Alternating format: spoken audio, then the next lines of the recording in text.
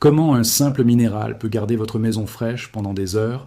Pourquoi certaines maisons restent-elles fraîches même lorsqu'il fait plus de 40 degrés à l'extérieur, sans climatisation, sans ventilateur, sans électricité?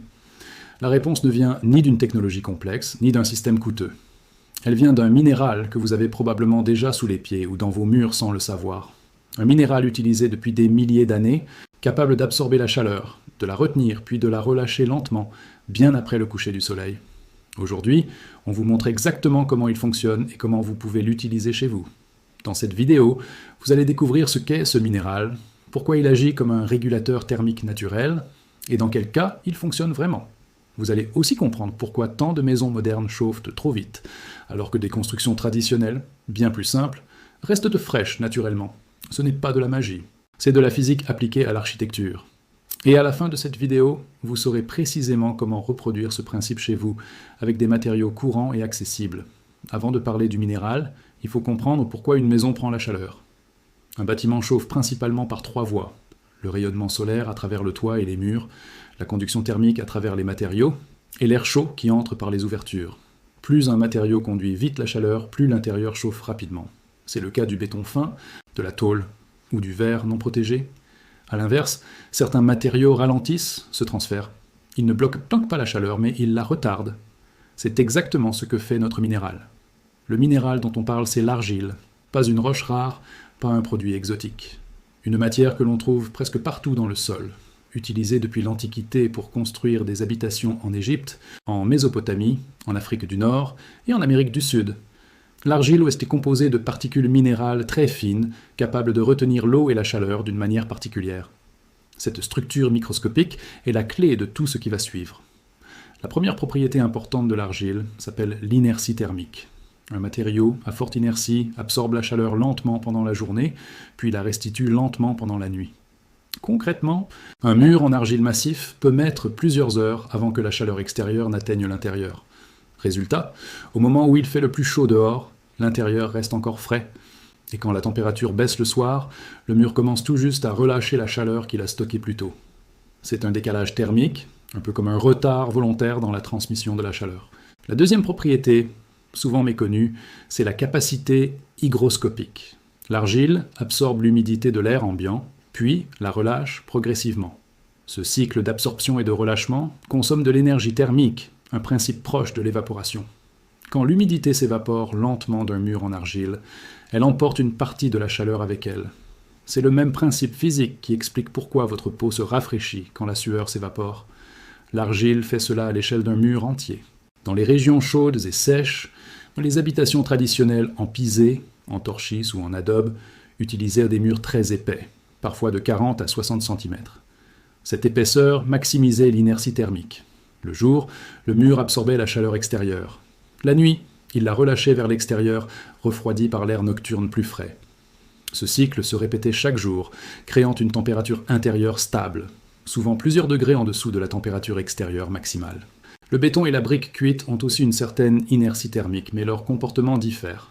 Le béton conduit la chaleur plus rapidement dans certaines configurations, surtout s'il est fin ou mal isolé. Il n'a pas la capacité hygroscopique de l'argile, donc il ne bénéficie pas de cet effet de régulation par l'humidité. Cela ne veut pas dire que le béton est un mauvais matériau.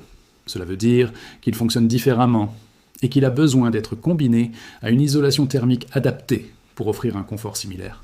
Il est important d'être honnête sur les limites de ce minéral. L'argile fonctionne particulièrement bien dans les climats à forte amplitude thermique entre le jour et la nuit, typiques des zones sèches ou semi-arides. Dans un climat très humide, où l'air ne se rafraîchit presque pas la nuit, l'effet d'inertie thermique est moins efficace, car le mur n'a pas l'occasion de se recharger en fraîcheur. De plus, l'épaisseur du mur compte énormément. Un enduit fin en argile n'aura pas le même effet qu'un mur massif en pisé. Il faut aussi protéger l'argile de la pluie directe, car elle reste sensible à l'humidité excessive si elle n'est pas correctement traitée. Aujourd'hui, on n'a pas besoin de construire une maison entière en pisé pour profiter de ses propriétés. Des enduits intérieurs en argile, appliqués sur des murs existants, sont utilisés dans la construction bioclimatique moderne. Ces enduits n'ont pas la même épaisseur qu'un mur traditionnel, donc leur effet est plus limité, mais ils apportent tout de même une régulation de l'humidité intérieure, ce qui améliore le confort perçu, surtout dans les pièces à vivre. L'inertie thermique de l'argile fonctionne encore mieux lorsqu'elle est associée à une ventilation naturelle nocturne. Le principe est simple. La nuit, quand l'air extérieur est plus frais, on ouvre les fenêtres pour laisser cet air frais refroidir les murs. Le matin, on referme les ouvertures et on garde les volets fermés pendant la journée.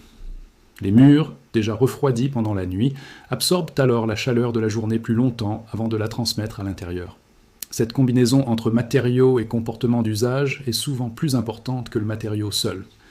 Certaines erreurs empêchent ce mécanisme de fonctionner correctement. La première, c'est de garder les fenêtres ouvertes pendant les heures les plus chaudes de la journée, ce qui laisse entrer l'air chaud directement. La deuxième, c'est de peindre les murs en argile avec des peintures imperméables qui bloquent leur capacité à absorber et relâcher l'humidité. La troisième, c'est d'installer l'argile sur des surfaces trop fines, en espérant un effet équivalent à un mur massif. L'épaisseur et le comportement d'utilisation comptent autant que le matériau lui-même. Un mur en argile exposé directement au soleil toute la journée absorbera beaucoup plus de chaleur qu'un mur ombragé. L'orientation du bâtiment, la présence d'auvent, de végétation ou de persiennes, influence directement l'efficacité du minéral.